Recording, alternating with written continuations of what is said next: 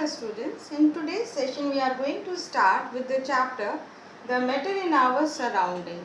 If you will look around yourself, you can see many objects around you.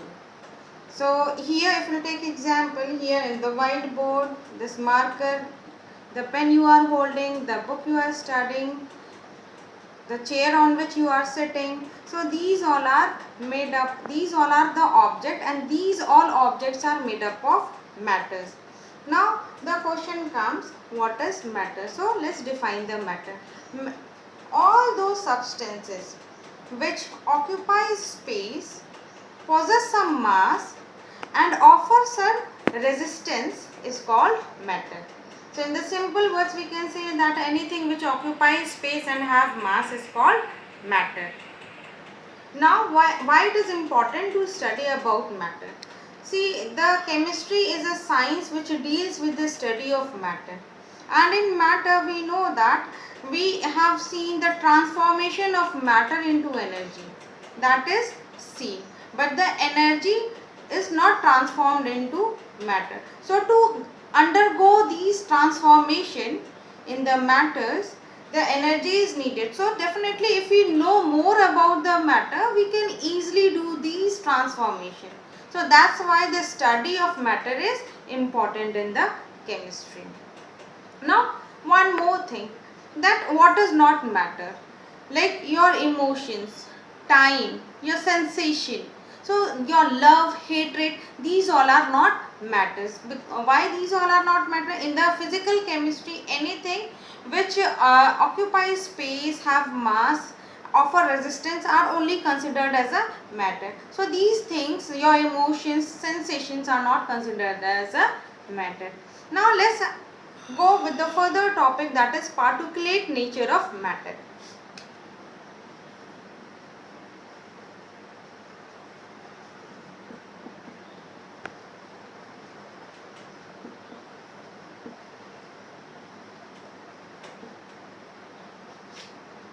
Now in this we will study about that matters are made up of very tiny particles. Matters are made up of very tiny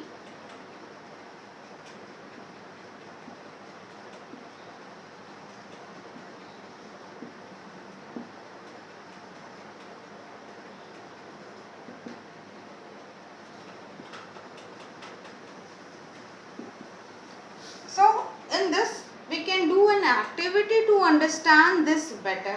Now what is that activity? If you will take a beaker and in that if you will add 10 ml of water into that beaker and you will add potassium permanganate. If you are adding this, so you know the color of potassium permanganate is a purple. So your water will become purple. So what happen, if you will pipette out 5 ml of solution from this water and pour into another beaker which is already having 5 ml of water, so what will happen?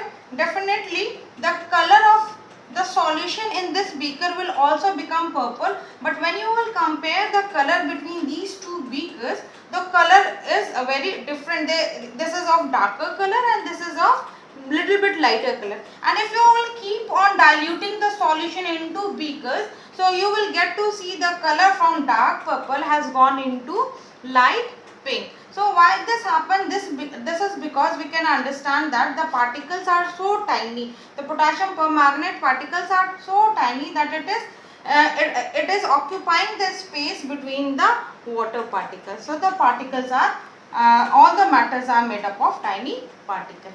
Now another thing.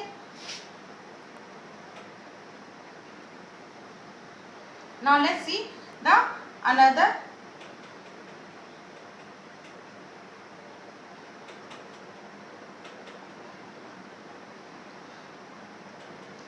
Okay.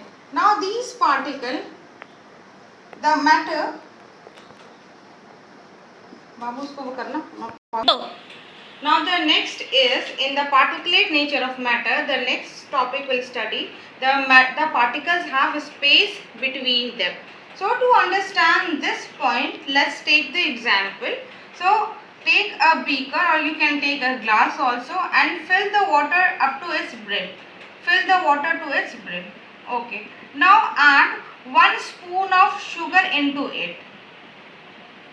So add 1 spoon of sugar into it. So what will happen? Will the level of the water rise, or it will fall, or it will remain same?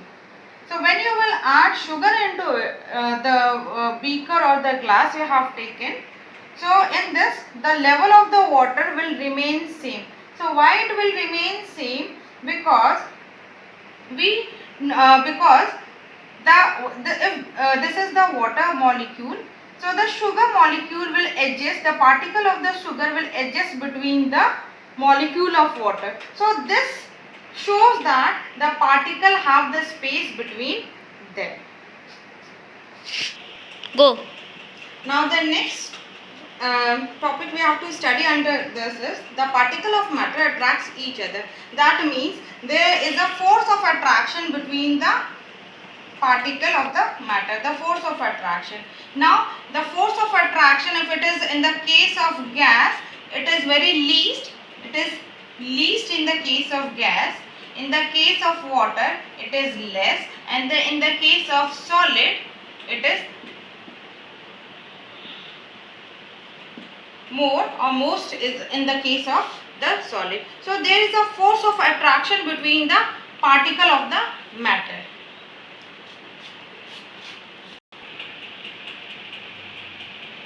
Okay, the next topic is the particles are in the continuous motion.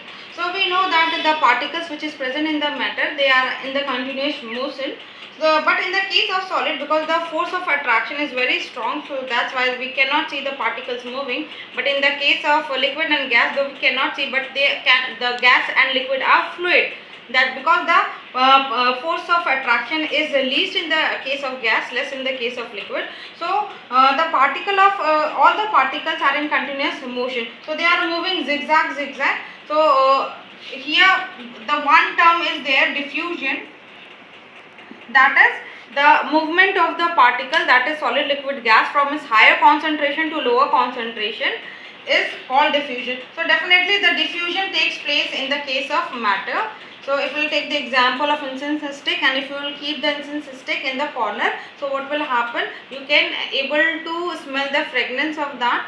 So because it is moving from its higher concentration to lower concentration. So this is also one of the characteristic of the particles, that is in the particulate nature of the matter.